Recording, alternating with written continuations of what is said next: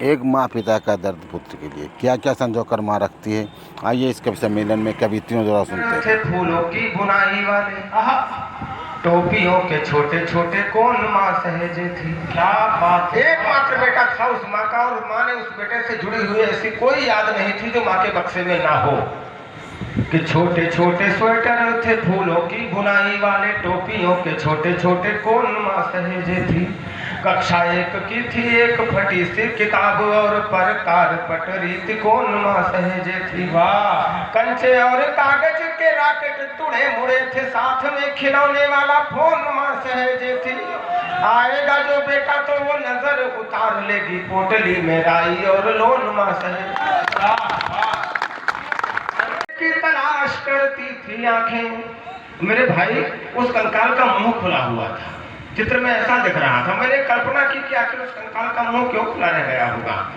कि किसी रात सोते सोते लकवे का दौरा पड़ा, आंख खुलती न थी परंतु खोलती रही। हाथ था बेजान पर सपने ही सपने में आसपास मोबाइल को टटोलती रही।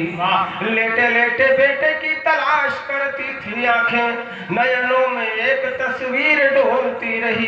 प्राण निकले तो मुंह खुला का खुला ही रहा, सांस सांस सांस बेटा बेटा बोलती रही। निश्चित रूप से माँ ने अंतिम शब्द नहीं पूछे। वह चाहे हो पहाड़ चाहे राई किस काम की, दूसरे की आंख का जो आंसू नहीं पोछे। वह चाहे हो पहाड़ चाहे राई किस काम की, खून जिसका पिया है पेट उसका न भरे। चाहे जितनी हो वो कमाई किस काम की, छोड़े जो बुजुर्गों को बेसहारा दूर कहीं, ऐसी जिंदगानी मेरे भाई किस काम की। माँ की अर्थी का बोझ भारी लगे जिसको, वो कंधा किस काम का, कलाई किस काम की। तेरी रोज मैया बड़ी का कि तुमको पुकारे कन्हैया,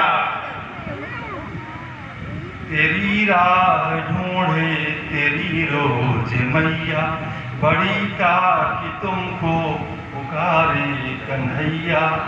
ये सपने महल के कभी फिर बनाना, ये सपने महल के कभी फिर बनाना, अभी जिंदगी में निभाने बहुत